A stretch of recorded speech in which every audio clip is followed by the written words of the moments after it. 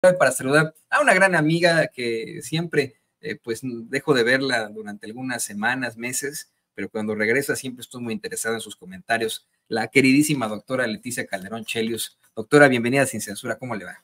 Toño, bien contenta de verte. ¿Cómo estás? Qué gusto, qué guapo te ves, ¿eh? Muy bien, muy bien. Muchas gracias. Me imagino que es por el pelo cortito y sí, no, Muy me bien. llegó la crisis de la Edad Media, hasta me puse un arete, planeo ponerme un tatuaje en la cara, ¿sí? ¿No? Como el de Mike Tyson. No, tienes muy bonita cara, no Ah, te pongas ya. me, Así me, que me, felicidades, te ves muy bien. me chivea, doctora, me chivea, me siento sonrojado ahora ante sus flores y yo le agradezco mucho. Usted también es una mujer muy, muy guapa, pero sobre todo muy inteligente y siempre estamos muy, muy pendientes de sus comentarios en redes sociales, en los foros en los que participa, por supuesto, los programas en la televisión, en los medios de comunicación corporativos son muy, muy importantes. Y pues, ¿qué le parece que empezamos con ese tema, el tema de hoy? Hace unos momentos la doctora Claudia Sheinbaum, presidenta de México, da a conocer lo que se había anunciado desde ayer por parte del Tribunal Electoral del Poder Judicial de la Federación, que a pesar de que son más de 250 impugnaciones chafas en contra de su triunfo, un triunfo abrumador por más de 30 puntos a su rival, esta señora a la que le encanta la payasada, Xochitl Gálvez, a pesar de eso, ya es lo más seguro es que se garantice la entrega del acta pues vamos, el acta constitutiva de mayoría por parte de ese tribunal electoral del Poder Judicial de la Federación como la nueva presidenta de México. ¿Le parece si escuchamos a la doctora? Muchas gracias, Toño.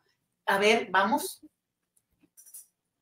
Muy buenos días a todos y a todas. Hoy es 6 de agosto y quiero informarles que el día de ayer la presidenta del Tribunal Electoral del Poder Judicial de la Federación informó que el 15 de agosto me será entregada ya formalmente la constancia, el reconocimiento como presidenta electa de los Estados Unidos mexicanos, y el 1 de octubre estaré tomando posesión ya con la banda presidencial como la primera mujer presidenta de México para el periodo 2024-2030, presidenta constitucional. Les recuerdo que ganamos la elección con casi 36 millones de votos, con poco más del 30% de votación, 30 puntos arriba del segundo lugar. El pueblo de México claramente dio un mandato que continúe la cuarta transformación de la vida pública iniciada por el presidente Andrés Manuel López Obrador. También en estos días el Tribunal Electoral del Poder Judicial de la Federación tiene que ratificar el número de diputados, diputadas, senadores y senadoras que le corresponden a cada partido político. En este caso les recuerdo que hay 300 diputados y diputadas electas directamente en cada uno de los distritos electorales y 200 diputados que se distribuyen de manera proporcional, lo que llamamos los 200 plurinominales. En el caso del Senado son 2 senadores, senador o senadora por estado de la República, un senador de la primera minoría y también una lista que se distribuye como representación proporcional.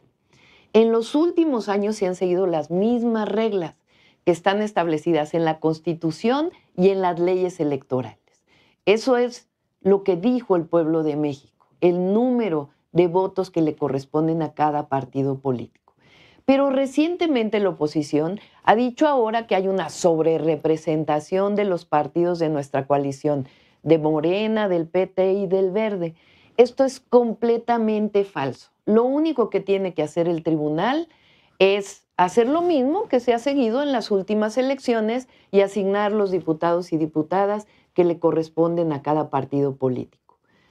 Una vez que haga esto el Tribunal Electoral, entonces, a partir del 1 de septiembre estará conformado la Cámara de Diputados, la Cámara de Senadores, y como lo ha establecido ya el INE, pues tenemos una mayoría calificada en la Cámara de Diputados y una mayoría muy importante en la Cámara de Senadores. Esto significa que vamos a seguir avanzando en estas reformas constitucionales que hay que ser muy claros. Lo que representan es más justicia, más libertades, más democracia y más bienestar para el pueblo de México.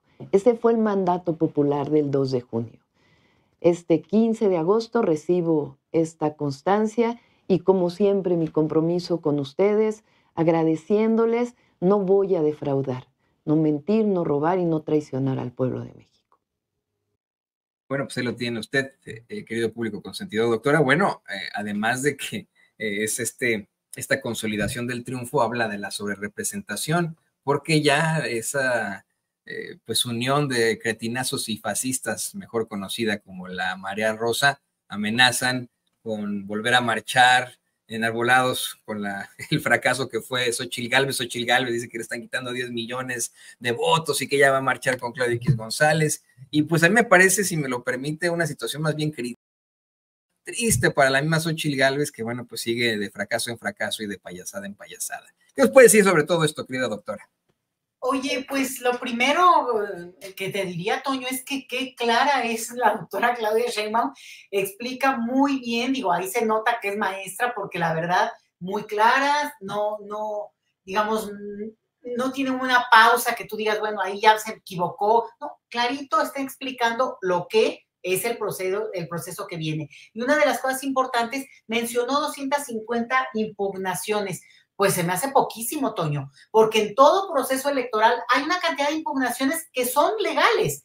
Tú te puedes, digamos, poner en contra del proceso electoral porque en tu casilla había personas que tú viste que traían las playeras de los partidos políticos, del que sea, y vas y metes una impugnación a esa casilla. O sea, puede haber, te podría decir que miles de impugnaciones. Entonces, que haya 250, que en todo caso sean las que tienen ese nivel de validez como para que hayan llegado al tribunal y que el tribunal los esté observando, me parece que estamos frente a una elección todavía más pulcra en el sentido de que pues, realmente no es un número que sorprende a nadie. Así que de entrada te lo digo, no creas que esto es como para asustar a nadie y más bien yo digo lo contrario, que poquitas respecto a la elección, imagínate, o sea, la cantidad de personas que votamos, la cantidad de casillas que hubo, la cantidad de procedimientos y de también tal cual, ¿no? Impugnaciones, respuestas que pudo haber en términos de lo que cada quien observa y que no le parece y es válido. Bueno, pues ahí están. Entonces, con esta observación que va a hacer el tribunal respecto a esas impugnaciones que además ya las tiene avanzadas, ya se anuncia la fecha porque obviamente eso ya está como revisado, apuntalado, digamos, hacia donde debe de dar la respuesta legal. Todo va a ser con respuesta legal y eso les corresponde a ellos. Entonces, pues habemos presidenta de este país, Toño. Yo creo que la noticia importante es esa, poner ya una fecha, porque eso también ya da certezas. Ahora, tú hablabas de la respuesta que se está dando desde la oposición. Pues realmente yo creo, Toño, que a veces ya ni deberíamos hablar de eso, porque, bueno, obviamente hay que hablar, ¿verdad? Pero yo nada más para meterle ahí, porque de verdad, frente a un resultado tan apabullante, Toño, y yo creo que es muy padre cómo se dio el resultado, porque te habla de un mandato popular, de una población que puede caerte bien, no caerte, molestarte algunas cosas, pero dices, pero el asunto avanza y debe de consolidarse, porque lo que nosotros no hemos podido ver, fíjate qué paradoja, es que como bloquearon todo o con su mentada moratoria legislativa, no pudimos ver cristalizarse salvo algunas reformas. Entonces, en realidad, ni siquiera hemos visto todavía el inicio de este proceso que llamamos 4T, porque no se logró. Hay más retórica, hay más discurso, hay más exhibición de estos personajes que realmente haber visto un cambio más estructural en algunas áreas y olvídate en términos más amplios. Entonces, yo creo que lo que refleja el voto, la inmensa mayoría, que además no se decanta por el grupo más, digamos, popular o la clase media o la clase media alta, no, parejito en todos los sectores hubo voto a favor de este procedimiento que llamamos 4T y por eso lo interesante es que el mandato dice, bueno, órale, queremos ver esta propuesta que nos estás planteando, que no la hemos podido conocer, porque al final de cuentas, un ejemplo, la reforma electoral que a tanto ahora están criticando con lo de la sobrerepresentación, que incluso es un tema que habría que discutir. No lo quisieron discutir, Toño. Se negaron sistemáticamente a discutir todo y ese fue su principio, su mantra. no discutimos nada. Y por tanto, pues estamos jugando con las reglas electorales que hay desde los años 90, ¿no? Bueno, que hubo algunos ajustes, lo que tú quieras, pero estas son las reglas electorales que impuso el PRIAN en su momento y que no quisieron cambiar, ni siquiera discutir. Y por tanto, bueno, pues ahí están. Ahora sí que son víctimas de su propia soberbia.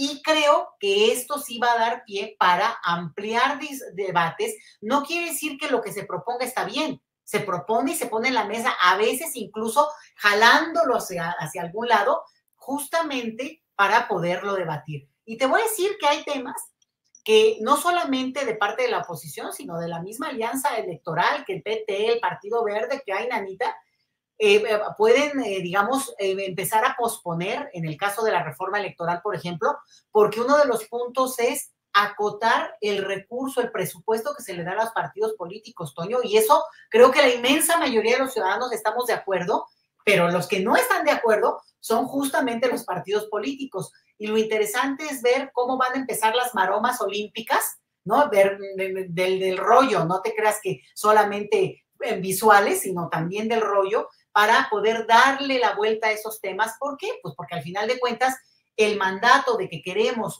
un presupuesto más acorde a la realidad del país que tenemos en términos de lo electoral, pues no les gusta tampoco tanto, ni a los aliados ni a nadie. Entonces, ahí es donde vamos a ver también de qué lado están y cómo mastica la iguana, como se dice, en estos debates que esperemos ver en un futuro muy, muy inmediato. Primero va esta discusión que ya está de hecho abierta, que es la del Poder Judicial, que es muy interesante, porque también al final, pues ha vislumbrado algo que todos sabíamos y que todos coincidimos del mundo y del ambiente que tú me digas, y es pues que este es un sistema muy injusto, muy impune, y donde realmente, al final de cuentas, bueno, hay mucha corrupción y hay un uso de la justicia de una manera muy tendenciosa. Entonces, digo, aquí en este país, si tú dices lo contrario, pues primero tendrías que demostrarlo y sería muy difícil que alguien, salvo cuando pues se ciega. Es más, hasta los propios jueces han reconocido pues que está esa realidad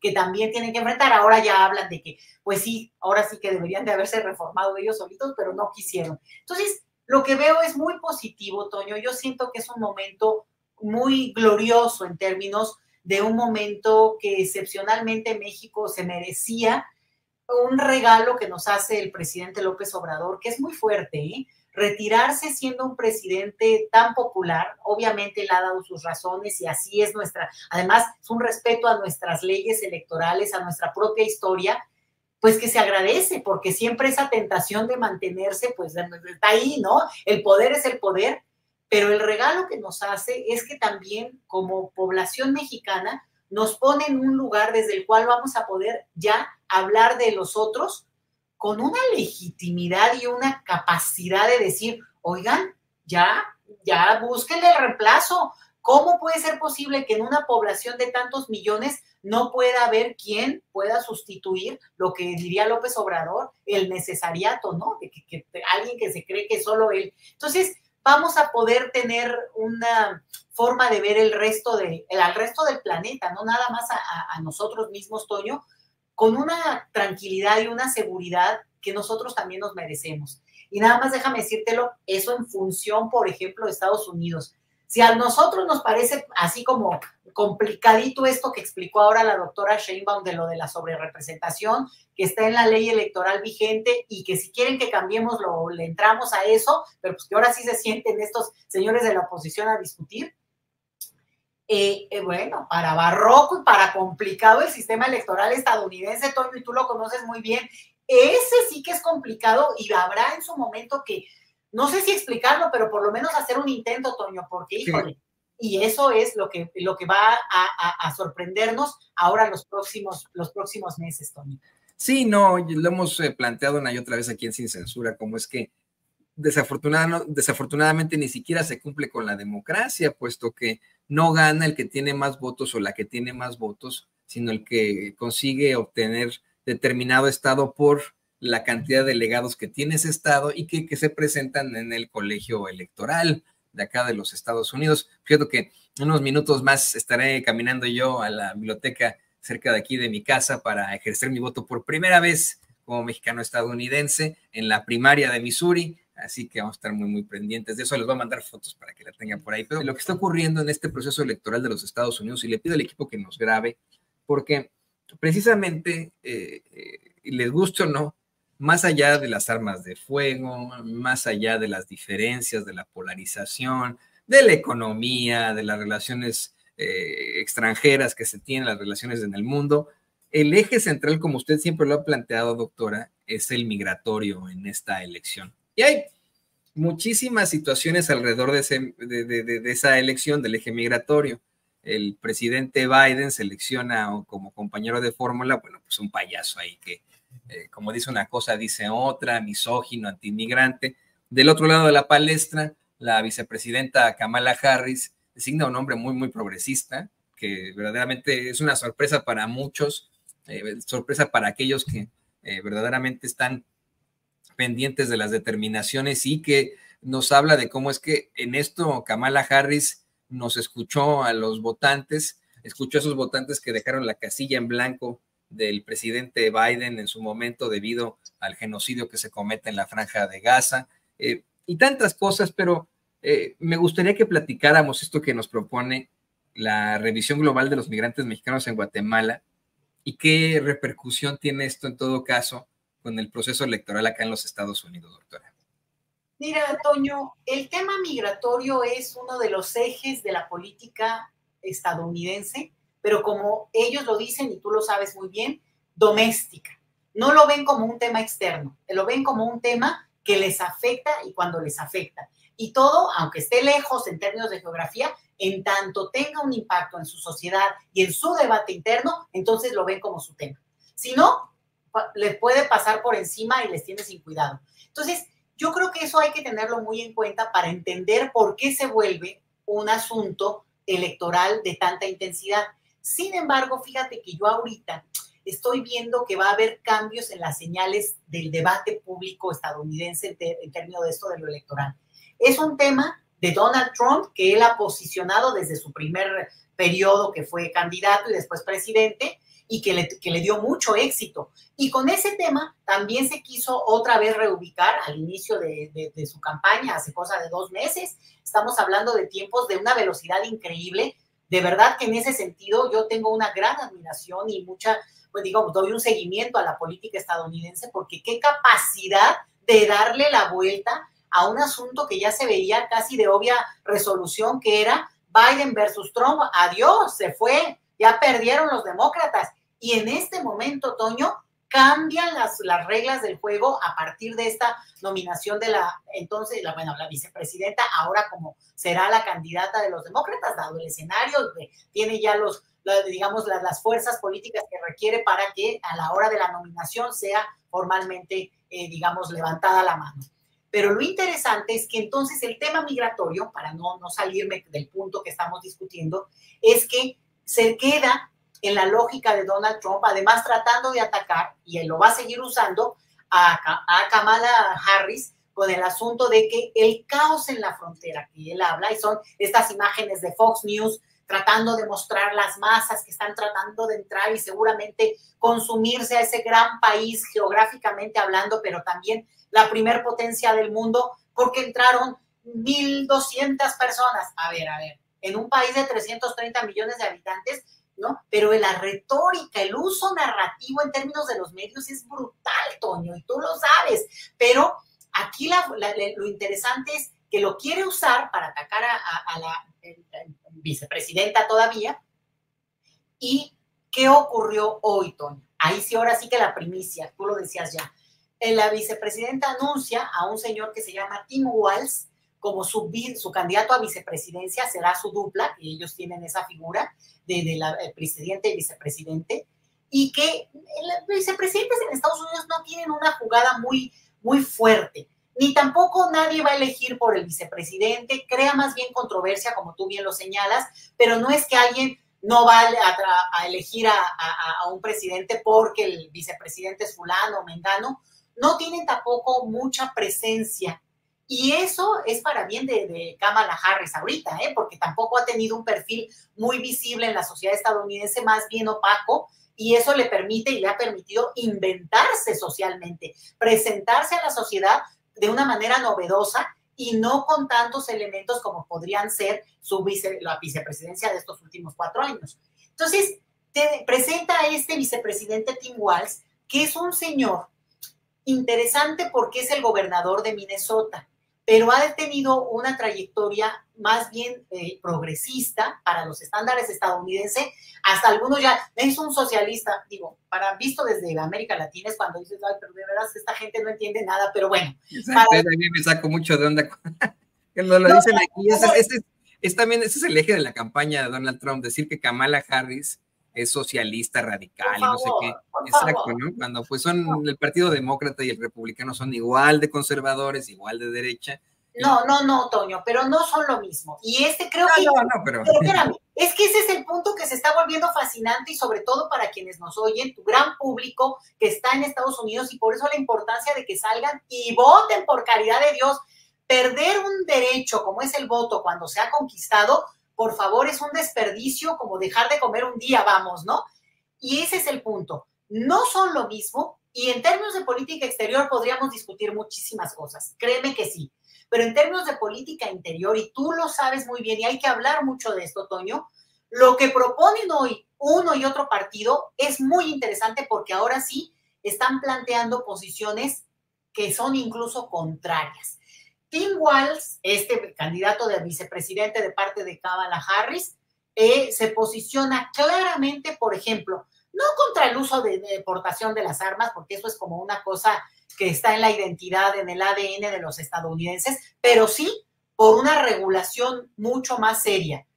Y eso es contrario a lo que dicen los republicanos, que dicen, no, portación de armas hasta lo que le pasó a Donald Trump, que es un muchacho que trae las armas, pues porque nadie le va a decir que no, ¿me entiendes? O sea, es como que una cosa que empieza ya a plantear discursos y opciones políticas, incluso en esa visión conservadora de país, y sobre todo en términos económicos, ¿no? Con una preferencia muy fuerte por cierto tipo de cuestiones económicas, y sin embargo, se posiciona ya muy fuerte por dos visiones de mundo. Y la verdad, ahí sí te lo digo, y lo digo desde América Latina, desde México, y con una presidenta que está por llegar ya al poder en mi país, en nuestro país, en México, pues la verdad que los demócratas ofrecen una visión que podría ser más dialogante, por lo menos coincide también con lo que se está debatiendo en estos otros países,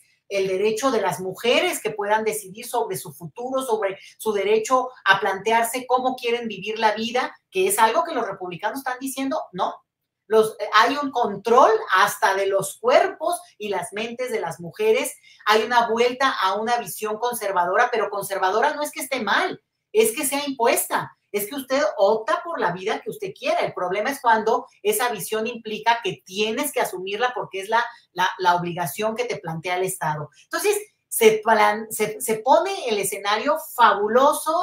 Toño, yo te diría que esta política estadounidense que generalmente vista desde América Latina, pues es lo exterior, es el intervencionismo, es el imperialismo, es la maña esta que tienen los estadounidenses de estar en todas partes y hacer de la economía de la guerra una de sus pilares. Bueno, pero al interior de ese país, hoy es un momento sumamente floreciente, intenso, y vamos a ver cómo la pelean, porque ya ayer Kamala Harris estaba pasando por un centímetro, vamos a decirlo, a Donald Trump, y esto avisora una campaña muy feroz de los dos lados, y se van a decir cosas, pero creo que Donald Trump sí ha perdido el momentum que tendría que ver con un discurso que ya se ve envejecido, anticuado, ya no, que vaya a atacar a Kamala Harris porque si es estadounidense, porque tiene varios orígenes, es porque ahora sí que porque no conoce a los mexicanos, ¿no? Que puedes ser entre de Jalisco y también de Sinaloa, pero también tener un familiar que es de El Salvador y que, o sea, esa incapacidad de ver la complejidad del mundo que plantea alguien como Donald Trump y querer encasillarlo en que eres una cosa o la otra, es porque no ha entendido nada y quiere que su electorado piense así, de una manera simplona, sencilla.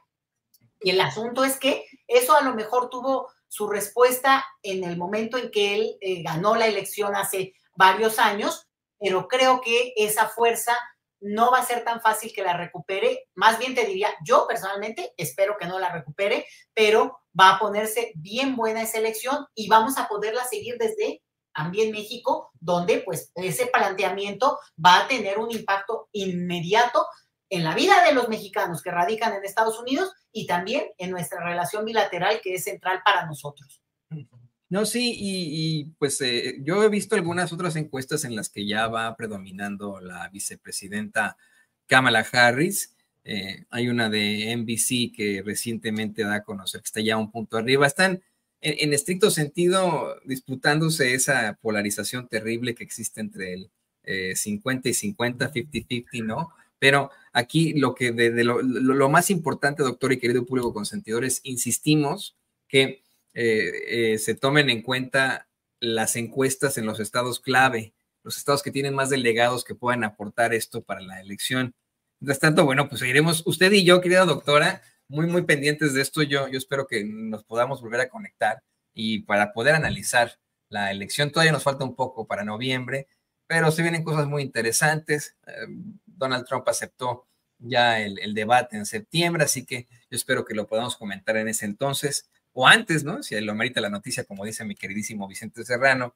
Mientras tanto, no me queda más que agradecerle, como siempre, por estos tan atinados comentarios, análisis, y le pido por favor que nos comparta sus redes sociales para que la gente se ponga en contacto con usted.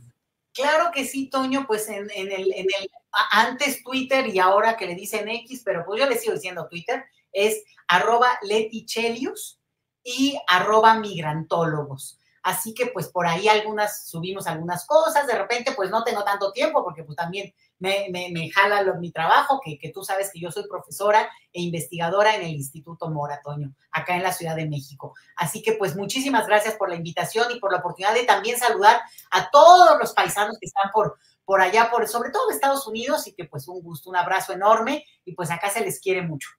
Exactamente, vamos, nos queremos mucho entre todos nosotros y sí, efectivamente, usted sabe que la doctora Leticia Calderón Chelios es investigadora del Instituto Mora, siempre también muy pendientes de eso. Muchas gracias, doctora, y yo insisto, le insisto al público consentidor, seguiremos teniendo estos enlaces porque son ahora fundamentales ante la elección en los Estados Unidos que determinará las vidas de muchos mexicanos acá, de más de 40 millones de personas, y también lo que pase a nivel mundial. Muchas gracias, doctora.